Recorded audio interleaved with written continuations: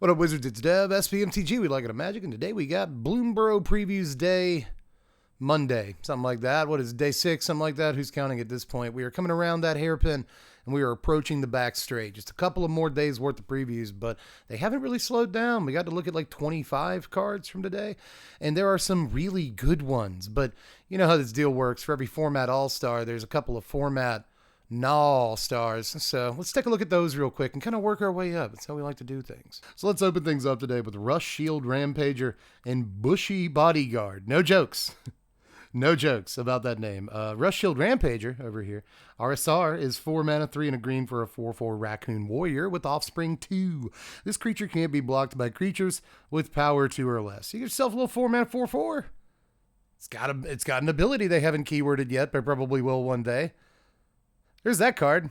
I wish I had more to say about this. I really do. I'd say that we're at the point where a 4 mana 4/4 in limited probably isn't what it used to be, but it's still worth playing, right? I don't know. I guess we'll see. Bushy Bodyguard over here.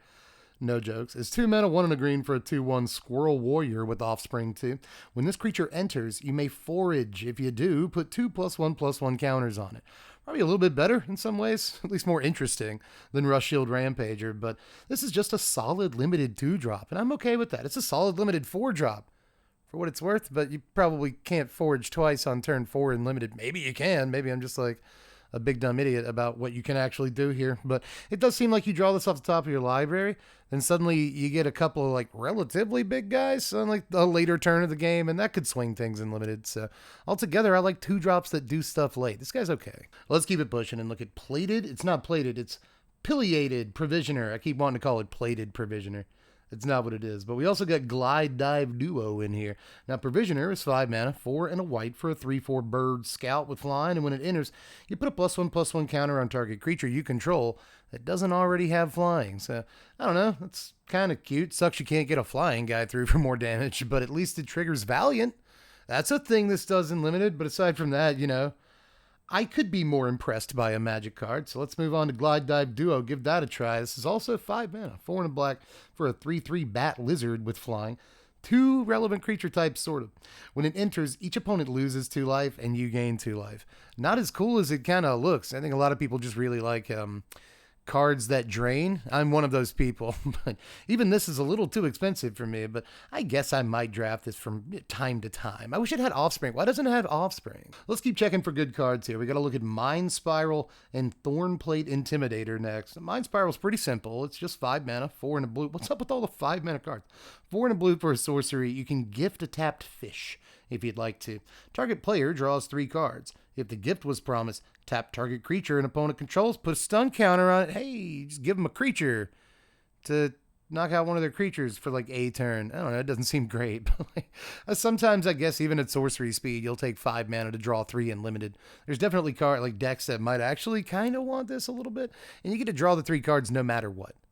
So I guess that's kind of cool, but that's really the long and short of this card. Draw 3 cards and then try to make it interesting. But did they succeed in making it interesting? I'm not actually too sure. But like I said, there are good cards today. You just got to go through stuff like this. And even stuff like this, you'll play from time to time, right? Just keep that in mind. But Intimidator is actually a kind of an interesting card to me. This is 4 mana, 3 and a black for a 4/3 Rat Rogue with Offspring 3. When this creature enters, target opponent loses 3 life unless they sacrifice a non-land permanent or discard a card. So it costs 7 to get this effect twice, and that's kind of a lot. It's kind of so much. But even just casting this for 4 mana, you get a 4 toughness, or not a 4 toughness, scratch that, reverse it, 4 power guy, and it actually has a decent enter the battlefield trigger. It might just bolt your opponent, but it could also bring them down a card. You know, you're really forcing kind of a decision on them. And, you know, a couple of months ago, everybody started playing like, what is a Hostile Investigator or something like that. And I think that card is probably better than this card, but you see the comparison I'm making. Right. In this case, Hostile Investigator like always makes them discard, I believe, and sometimes even gives you another card in the form of a clue token, and that's all like really good sauce, man. But when I look at this guy, I just can't help but be reminded of him. So, you know, I know 3 life isn't the same thing as all that card advantage, but it can still kind of put you up a card, and that's really sick. So, I don't know, I kind of want to like this guy. Like, we're starting to open up a conversation with this guy, which I kind of like, but yeah, I have to admit, like, ultimately, there's probably way better 4-drops in black than this dude. And, like, Hostile Investigator barely sneaks into the decks that it does sneak into as, like, a one-of. So I think that card is better than this card. Ergo, I don't really have that much faith in this thing. But I do think it's a good design. And, I don't know, I like to talk about Magic cards I think are cool. I think this guy's cool. But I also think that Sinister Monolith and Reptilian Recruiter are pretty cool cards. But are they good? I don't know. Let's judge that. Sinister Monolith is 4 mana, 3 and a black for an artifact. At the beginning of combat on your turn, each opponent loses 1 life, and you gain 1 life. Well, you can also tap this and pay 2 life and sacrifice it to draw 2 cards. You can only do that at sorcery speed. I think this is cool, man. I like, Dogged Pursuit, Curse of Leeches. There's been a bunch of cards like this over the last few years. They just keep printing them, and I like them, but they never actually do much of anything, which is depressing because I just like these cards. And in this case, we get kind of one of the better ones that we've ever seen in a lot of ways because, this one can just be Dogged Pursuit. That does produce some value the turn it comes out, pretty fast actually. Just play it, move to combat, boom. And if you want to, you can sack it and draw 2 cards the same turn that you played it. And it effectively only lost you 1 life. The way the net math shakes out, right? And it does a damage to your opponent. 4 mana, sorcery speed, pay a life, deal a damage to your opponent, draw 2 cards, and play an artifact and sack that artifact. That might be a thing that you get some sort of benefit from. So I don't know. I kind of begrudgingly like this, but that's because I always like cards like this and they always do me dirty and I just literally never learn my lesson. But I guess when it comes to the point where you've realized that your Dogged Pursuit is actually a terrible card, you just cash it in for 2 more cards. You don't have to learn any lessons. But I am in real danger of talking about this card for an hour and a half and just not noticing. And there might be a few of you who are into that, but for most of your sakes, I should just move on to Reptilian Recruiter. Get a little R&R here. This is 5 mana, 3 and 2 red for a 4/2 lizard warrior. With trample, it tramples. Whenever it enters, you choose target creature. If that creature's power is 2 or less, or if you control another lizard, gain control of that creature until end of turn, untap it, and it gains haste until end of turn. That 2 toughness is trying to make sure is limited playable, right? This is a limited card. It's got a pretty good ETB trigger. So I kind of like this as a decent threaten effect. I really like for my threaten effects to come on bodies, right? And in this case, you can steal anything you want to if you just control another lizard, which should be very easy to engineer in limited. But there's also plenty of tricks where sure, I'll steal your, 2-power guy, or I'll steal your offspring guy and then attack in with it or sacrifice it or just do both, you know what I mean? So I kind of really like this dude a good bit, but again, mostly just for limited. I tend to like threaten effects anyway in limited, and when they come on bodies, I just kind of go a little crazy for them, so don't mind me. But now we're going to look at the 2 best commons of the day that aren't actually in the best commons of the day category. That makes any sense to anybody. These look pretty interesting, I think, on some levels, but you really dig into it, they're not super impressive. And I'm a little bit upset about this first one. Let's take a look at Kindlespark Duo and Uncharted Haven here. Now, Kindlespark Duo is 3 mana, 2 and a red for a 1/3 lizard otter. You can tap it to deal a damage to target opponent. And whenever you cast a non-creature spell, untap Kindlespark Duo. Does that sound a little familiar to anybody? We lose Thermo Alchemist, which is really sad, and I love Thermo Alchemist, and we've done plenty of budget decks. Every time it's in Standard, we do a budget deck for Thermo Alchemist. It'd be really sad to lose that card. But now I guess we get it back. We get a Thermo Alchemist, but it costs 50% more than a Thermo Alchemist should cost. I'm paying gutter snipe mana for this card, and it's so much more. Apparently, it takes a lizard and an otter to not be gutter snipe at this mana cost, which is a little bit insulting. I like cards like this, so I have to like this card, I guess. But I'm not going to be happy about it. I'm not going to play it in Standard. But at this point, how many of these effects do we have for Commander decks? 1 million? So I guess we'll get started working on that. But Uncharted Haven over here is a land, and it enters tapped. When it does enter, you also choose a color, and you can end up tapping it for a mana. The chosen color, it seems good. I want to say this is a reprint, but it's not. This is actually the first time this particular card with this name has been printed, but I am almost certain this is a functional reprint of a couple of existing cards.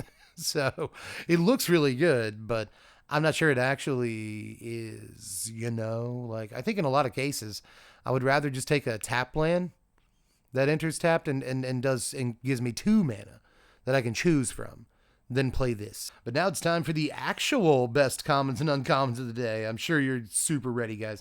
Let's look at War Squeak. Great name. Such a good name. And Hazard Root Herbalist here. You want that to be alliterative? I guess if you're English, it is alliterative. Hazard Root Herbalist. Now, you got to say it like that. I do not have a good English accent. Let's look at War Squeak first. This is a single red mana for an aura that enchants a creature. And when it enters, target creature an opponent controls can't block this turn. Enchanted creature gets +1/+1 and has haste. This is just Hammer Hand. It's just literally Hammer Hand. But they added an opponent controls to it. Makes it a little bit cleaner, I guess. And you're not forced to target one of your guys with the ability. And you know what I mean? So a better Hammer Hand? Probably not. But still, it is Hammer Hand, which is a card that like has been playable from time to time. Could be like an option in mono red spells decks with like Slick Shot, Monastery Swiftspear, and stuff like that. But mostly, I think it's meant to either go into mice, maybe, but probably not, or just be in your mouse like limited deck that has a bunch of Valiant creatures, because this is a pretty good way of triggering Valiant and staying like pretty aggro too. So it's not a terrible card, all things considered.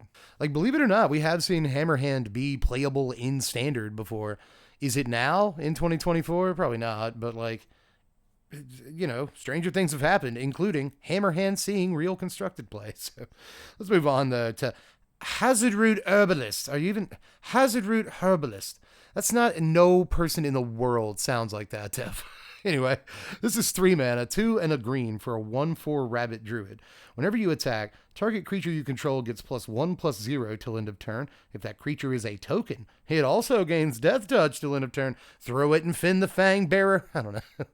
But I do like the like pseudo Luminarch Aspirant or Fight Rigging kind of ability, right? 3 mana to just get this as a static ability every turn is actually like not god awful.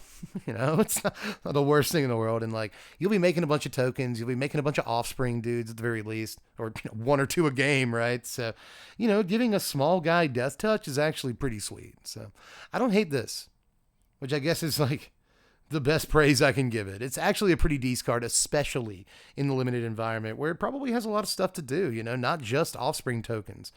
That's not the only tokens in this set. There's plenty of other ones. So again, don't underestimate the Death Touch ability. Next, we got to take a look at Fountainport Bell and Hazel's Nocturne. Now, Fountainport Bell is a single mana for an artifact, and when it enters, you may search your library for a basic land card, reveal it, shuffle your library, put that card on top. Kind of a bummer, right? Well, check it out. If you pay 1 mana and sacrifice the bell, you get to draw a card. Okay. So a couple of ways you can look at this. You know, it's an egg. I like eggs in general, especially when they only cost 1 mana to play, 1 mana to crack. You know, again, we're having a look. We're opening up a dialogue on cards like this. This is a total of 2 mana to just draw a basic land, which is okay. It's really not the worst thing in the world. In the meantime, though, again, you get to play and sacrifice an artifact, which is okay. If you actually need to just hit your land drop next turn, helps you do that too, and then later on draws you a card, which is kind of even better. That's really good, actually. So like, I kind of like this. I think there's plenty of applications for it. Everyone likes hitting their land drops, you know what I'm saying? Everyone also likes like really cheap artifacts that, you know, trigger cards that want you to cast and sack artifacts. I don't know, dude. It's kind of a sick, unassuming little thing here, but we'll see for whom the spell tolls. I think it might be for the occasional competitive deck, but I'm probably off base. So let's move on to Hazel's Nocturne here. This is 4 mana, 3 and a black for an instant. Return up to 2 target creature cards from your graveyard to your hand. Each opponent loses 2 life, and you gain 2 life. Is this actually kind of okay?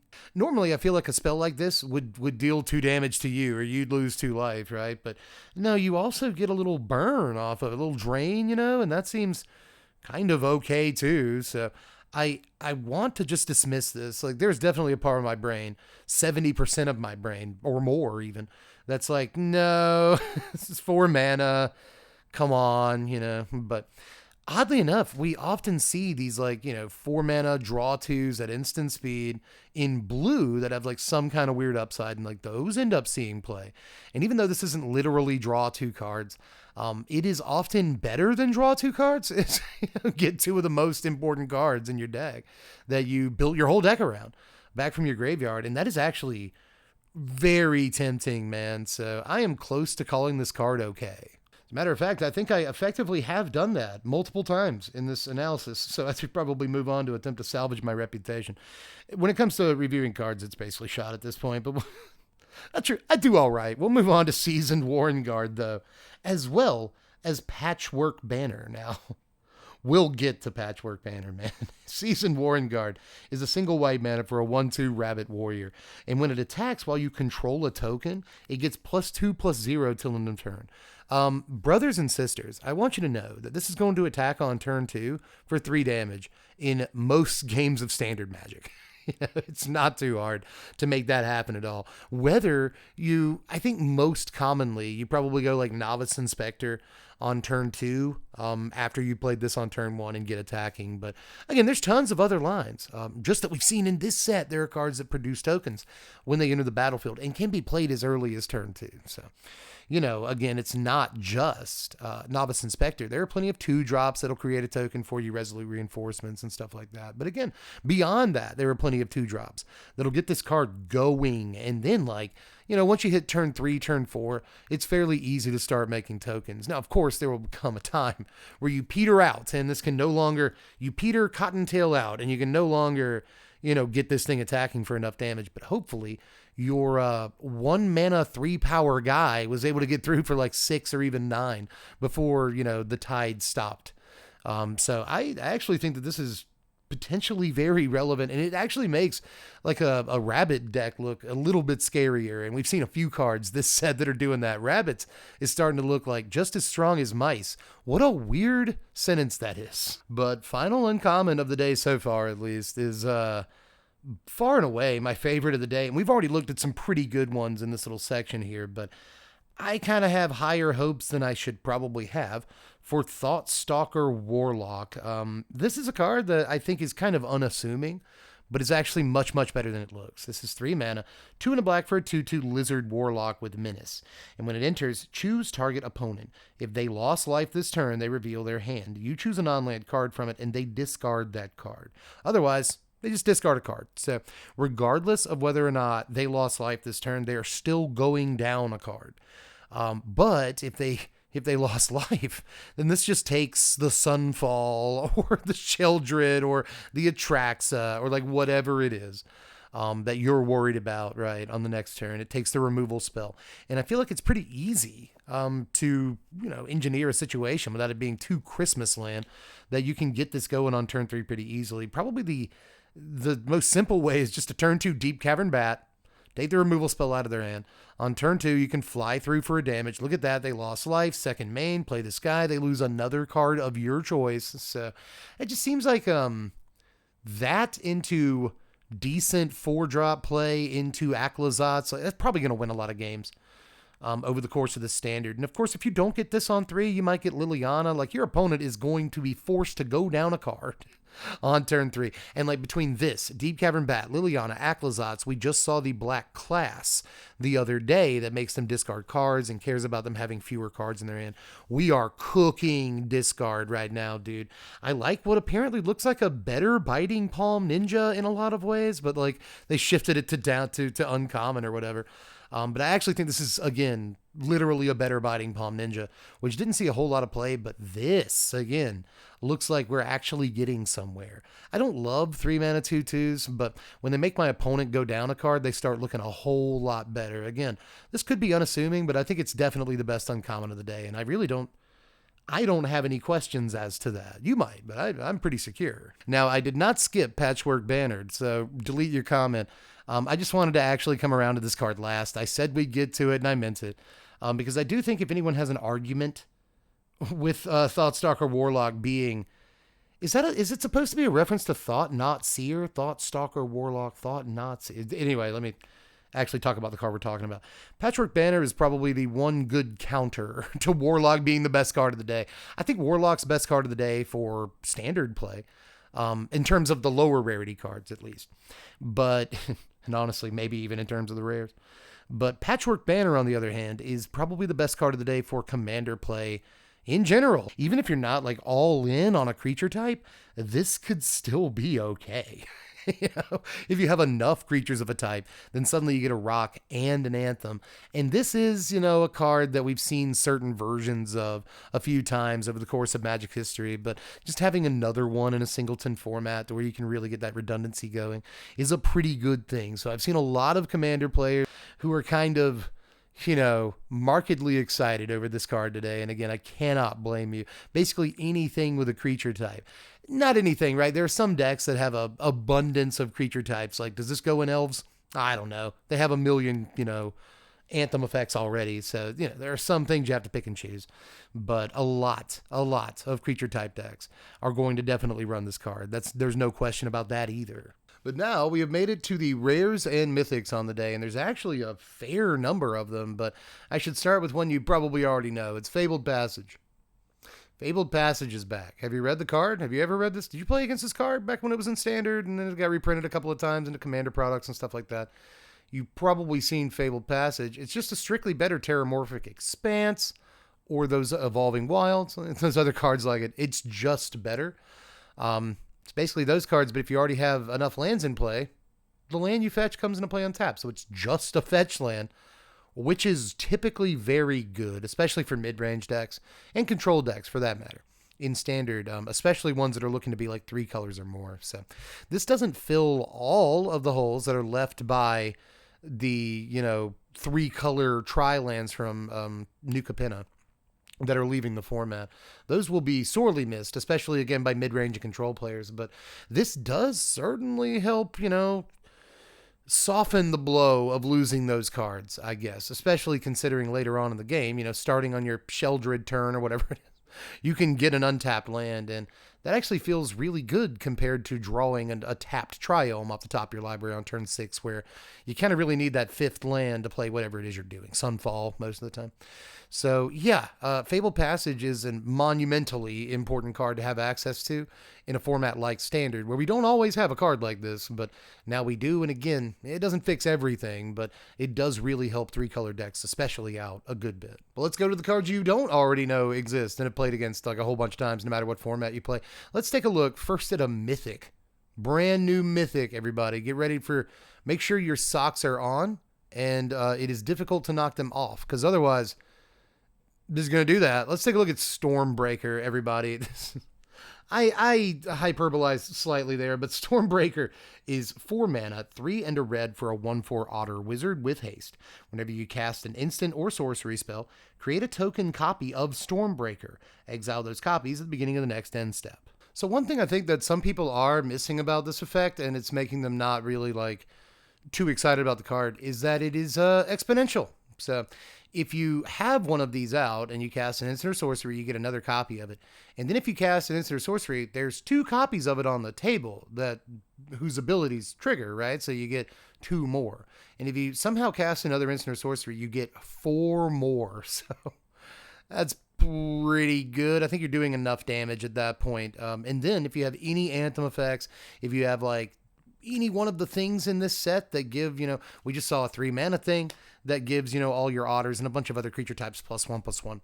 We just saw, what is it, Ral? I don't think it's Ral, but there is a 4 mana otter in this set that gives all of your creatures prowess, right? And there's an Narcid from Aftermath. She already exists. That gives all your creatures prowess. And so, again, not only would you be exponentially getting more and more of these every single time, but they would also be getting huge if you had even just a little bit of antheming or prowess, enabling or anything like that. So the card is actually slightly more impressive than it looks, but it's not like Splinter Otter or anything, Otter Twin or anything like that.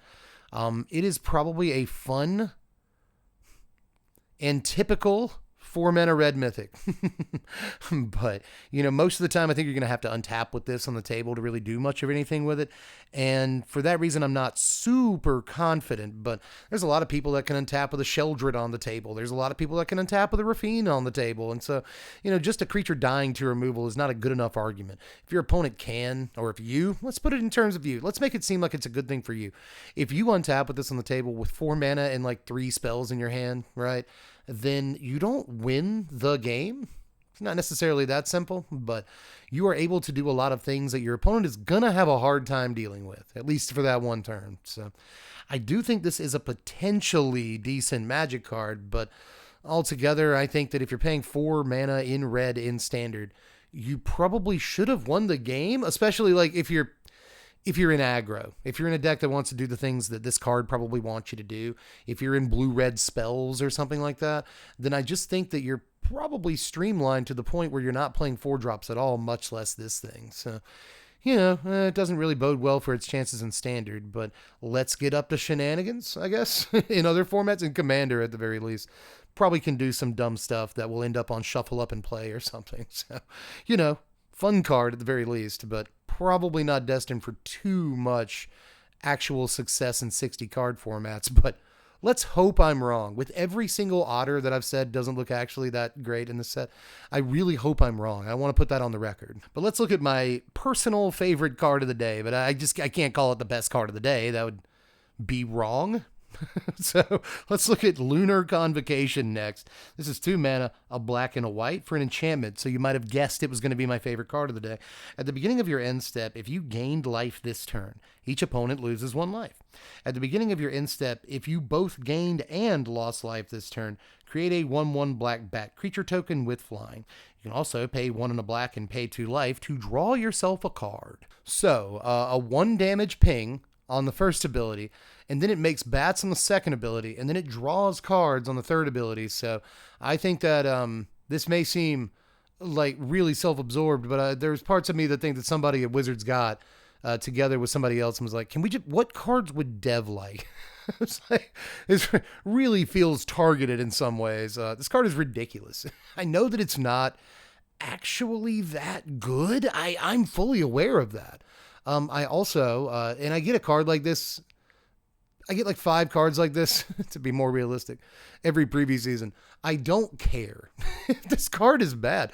I've got that. This goes directly in Il-Kor, right? I mean, the Commander deck, Il-Kor, that you all should know by now I have in my collection. So if you haven't seen the video, by the way, I profiled my Il-Kor deck in Commander like forever ago. Go watch the video. I'll leave a link in the description if I remember to do that. But anyway, this would go pretty well in there. It is an each opponent thing, so each opponent losing 1 life is actually kind of sick for my purposes. It's just another drain, one of the very, very many. I need 1,000 cuts. If there's going to be death by 1,000 cuts, this is the 999th. But also, there's plenty of ways of dealing myself damage. This allows you to deal yourself damage or make yourself lose life. So it is like self-perpetuating, which I do like, but there's plenty of ways of dealing myself damage or whatever over the course of a turn, so it shouldn't be too hard to make a bat in Il-Kor. But if you have to force the issue, you can, and it's just another card that just lets you draw a card. Just a couple of mana, draw a card. Okay, Dawn of Hope, I'm kind of into that, so it's probably switch out Dawn of Hope with this, though, in your Il-Kor deck. And it does kind of, now the more that I say that, the more it reminds me of a Dawn of Hope, actually. But 2 mana enchantment that draws you cards in white, but also can get you creatures, right? But still, I just really, really like this, and it goes directly into a Commander deck, and then might come directly out of that Commander deck after like 3 games. We'll have to wait and see. But either way, I'm excited about it now, and yeah, gonna try to make it work in Standard, and then be not super surprised when it's kind of slow, but still gonna try. Yeah, nothing wrong with that. Let's look at Jackdaw Savior next, though. I got to get off of cards that I would otherwise... This would be a 4-hour video if I talked about like the 2 cards I like the most that are probably not even that good. So we got to move on to Jackdaw, the jacked up Savior. I kept wanting to call this Jackclaw Savior, which I felt like would be a more fun name. But I like Jackdaw. I like Jackdaw. He's a good guy. But this costs 3 mana. In case you want to know what the card does. 2 and a white for a 3/1 bird cleric with flying. And whenever it or another creature you control with flying dies, return another target creature card with lesser mana value from your graveyard to the battlefield. So yet another card that works on curve with Deep Cavern Bat. And it's a Deep Cavern Bat kind of set. I feel like I bring that card up in like every single preview video, mostly because it's a bat, but in this case, we get to see some stuff that works like particularly well with it. And, when this dies, you get your bat back, but... if you have your bat on the table and your bat dies, you get back a 1-drop. And kind of okay too. I get that we're in a Sunfall format right now, and it's really hard to get a dice trigger to like actually pop off. But even with a format kind of hostile to death triggers, I still want to like this a lot. It has a 1 toughness, right? So it kind of facilitates its own trigger popping off. It's probably the safest way to say that on YouTube without getting demonetized. I could have used a bunch of different words there, but yeah. A 3-mana 3/1 flyer is not the absolute best rate in the world, but it's still a 3-power flyer. And if it does die, which kind of want it to, then like it still replaces itself and trades with a removal spell or trades with something in the air, whatever. So yeah, you have to set up your graveyard. Yeah, it has to actually die and not get exiled. And these are things that do kind of temper how good the card is, but not every card can be the best Magic card ever printed. And just because the card isn't that doesn't mean it's bad. So I actually, again, I think this might have like a small chance. Up next is the rise of the rare 1-drops. Some of these look cool though, like Valley Might Caller, a single green mana for a 1/1 frog warrior with trample. Whenever another frog, rabbit, raccoon, or squirrel you control enters, put a +1/+1 counter on Valley Might Caller. So just like a super pelt collector for certain creature types, Actually, pretty cool. It has always evolve. It's an evolving adaptive or something like that, but or an experiment 1, whatever. But just again, always evolves given the correct creature types. A champion of the perished. In a way, this is actually just like a champion of the perished or a champion of the parish, whatever you want to call it, that cares about more than one creature type. So it's instantly kind of incredible. The problem is zombies has a bunch of good creature types. Humans, that has a bunch of good creatures. I say creature types. They have a bunch of not embarrassing creatures you can play, right? In this case, you get 4 different creature types you can play, and it's still kind of hard to think of which ones you would play to not be embarrassed. You know what I'm saying? But once Bloomburrow comes out, that'll change. We just saw that rabbit 1-drop earlier today that can swing for 3 damage on turn 2 pretty easily. There's no shortage of decent 1-drops with these creature types in this set right now. So maybe we're actually getting like a frog stompy deck coming up. We have to, because that's what they want us to call it. So of course, we're getting a frog stompy deck coming up here. I could definitely see a world where there are other frogs and rabbits especially that you do not mind playing on turn 2. And if you play this on turn 1 and then play that new Golgari squirrel on turn 2 that gets you a food token when it enters or dies, you swing for 2, you have a 3 power creature up to block, you're actually cooking. So again, this could go in a bunch of different stuff just in standard, but again, when it comes to the format of note, Commander, this probably has a lot of work to do too, and is just de facto 1-drop and a ton of weird creature type builds. But next up is Paw Patch Recruit, another green 1-drop here, a single green mana for a 2/1 rabbit warrior with Offspring 2. It also has Trample, and whenever a creature you control becomes the target of a spell or ability an opponent controls, you put a +1/+1 counter on target creature you control other than that creature. So this is actually really disgusting for a couple of reasons. It is a really, really good Savannah Lions. First of all, Savannah Lions just keep getting better and better and better, and this is perhaps one of the better ones that we've ever seen over the history of Magic. It can double itself. Of course, the Offspring isn't a 2/1, right? But still, when it does double itself, it really punishes your opponent for targeting creatures. And if they single target either one of the creatures, this guy or its offspring, the other one gets a +1/+1 counter, and they have a problem with that too. So, I like a 1-drop, again, that has relevance later on in the game. This does, it's a mana sink, kind of converts into better. It's such a better card if you draw it on turn 4. And I love that about it. It also has Trample, and giving a Savannah Lions Trample is kind of incredible, not just because of the 2 power and it can bowl over, 1 toughness creatures, but also because if you can increase its power through Anthem effects or auras or whatever, then it gets that much better, and you only spent 1 mana on it. Again, putting Trample on a Savannah Lions is basically unprecedented, and that seems good enough to me. But, when you really start brewing it up and you're putting it in decks like, Venerated Rot Priest, in the poison deck, right? Then you start kind of, that's another angle on it too. So whether you're playing Bogles or you're playing, poison, or you're just playing kind of a mono green stompy deck, or this is your 1-drop in rabbits, there's a ton of homes for this in standard. We're not just talking Commander here. So we definitely have a winner, dude. Now next, let's look at Kitah, Otter Ball Elite. They really are playing Blitzball, and apparently this is a really good one. This is the Waka. Even kind of looks like they're wearing Waka clothes and have the Waka, like, hairstyle. Am I just going crazy right now? Am I losing my mind? But like, still, they've got all their points allocated. They have recruited the best players to play around them, and they have all the best skills, baby. They are playing some Blitzball. Kitah might be the best card of the day, but I'm reserving the top spot for a card that I really, really like, because it's my YouTube channel.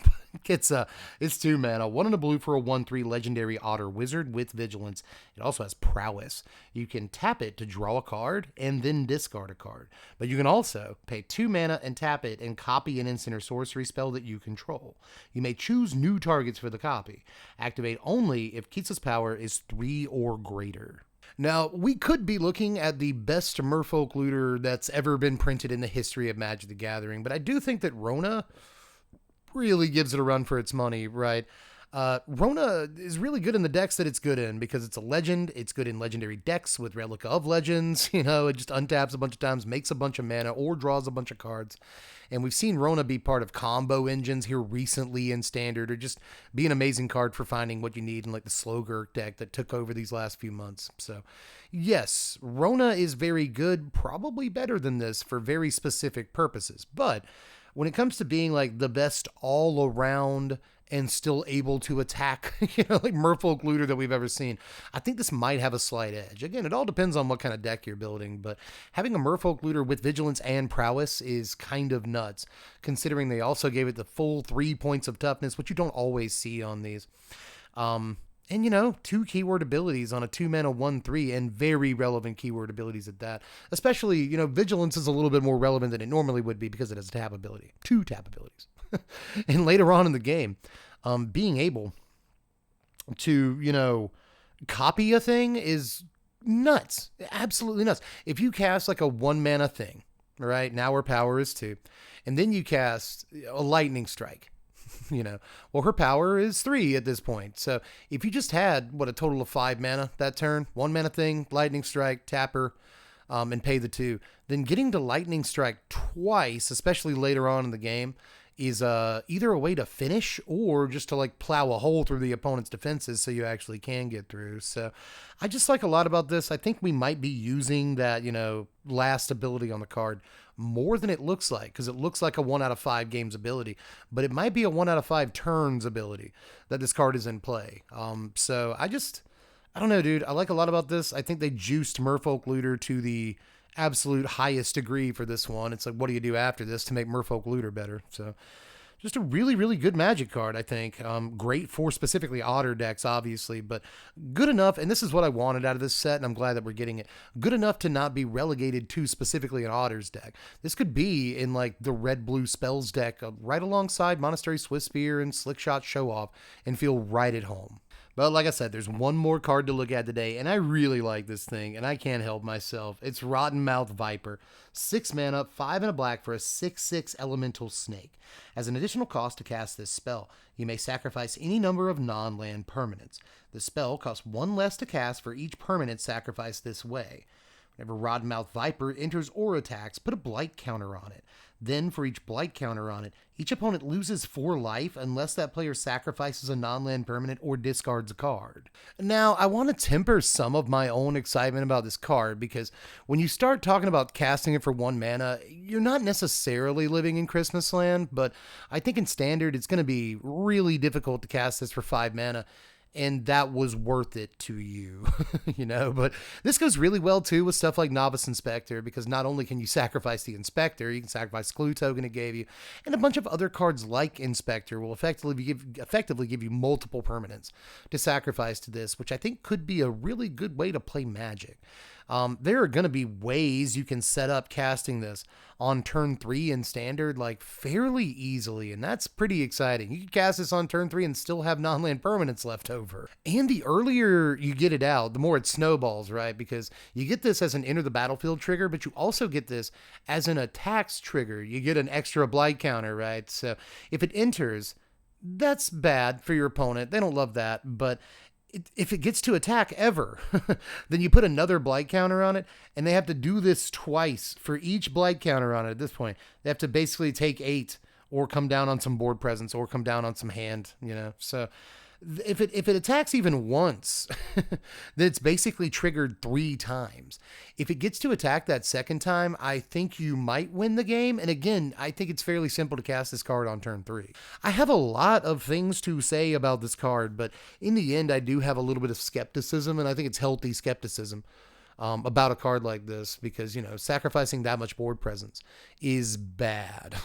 Just objectively not great. But we are in a standard right now that has plenty of ways of putting more or less inconsequential tokens onto the table, or getting you bodies and tokens at the same time, to where you could, again, play this on a relatively early turn. And even if you wait until turn 4 to play it, you've just gotten a 6/6 with this ETB trigger. So this is the much better version of like a Thornplate Intimidator, right? A card we looked at earlier that I was kind of impressed by, against my better judgment. And I kind of feel the same way about this.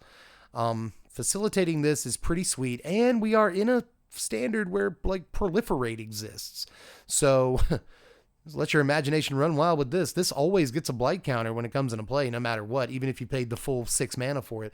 So if you can start proliferating from there, then suddenly, yeah, that's a sticky situation. When it comes to standard specifically, I think that this is a card that was built for that format and 100% is playable. Let's also just real quick note its use as a reanimation target. I mean, there's probably better things you can reanimate. Atraxas in this format, right? But still, in case you just want to bypass sacrificing permanents at all, I guess you could just reanimate it. But also interesting too that like if it is in the same deck as like a Cruelty of Gix, like, yeah, you can discard this to Liliana and then like get it back with a Cruelty of Gix later, or a Virtue of Persistence, and like those are good plays. But it also just helps to have those cards in this deck, in the same deck with this, period. Right? Because if you sacrifice an important creature, you can get it back with Cruelty.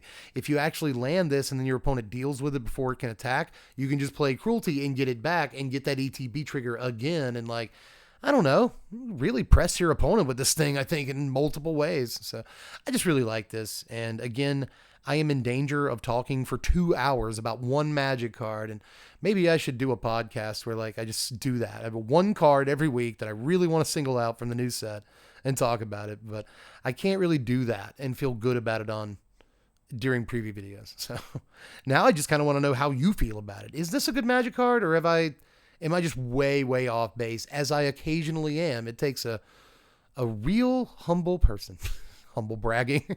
But I don't know. I feel like it takes a real one to admit that sometimes they're not always right about a card during preview season. And I could very well be off my knock about this one, but I don't know. I got a feeling about it. You just let me know about not only this, but like all the cards we talked about today. Do you think they're standard playable? Because I think a fair number of them actually were from today. Bloomburrow is looking like a hell of a set so far, but we still have 2 more days of full previews. And then on Thursday, we get to go live on Twitch and rate every single card in the entire set. That's always fun for you guys. So, follow on Twitch for that content. You can also check out the alternate series that I'm doing over on my personal channel, which is where I just rate 10 random Magic cards every single day. We're on day 8 of it. Tomorrow we'll be on day 9. Day after that, day 10. So go check that out. I'll leave a link in the description to the newest one there. And I'll leave links to all the latest preview videos that we've done, and the Patreon if you want to help support the channel. There's all kinds of stuff you can do down there. But for now, it's basically all I've got. Just inform me as to your position on these pieces of cardboard down there in the comments. And I guess I'll catch you cats later. I'm Deb from The Place. Thanks for watching, Wizards. Spread love and be kind.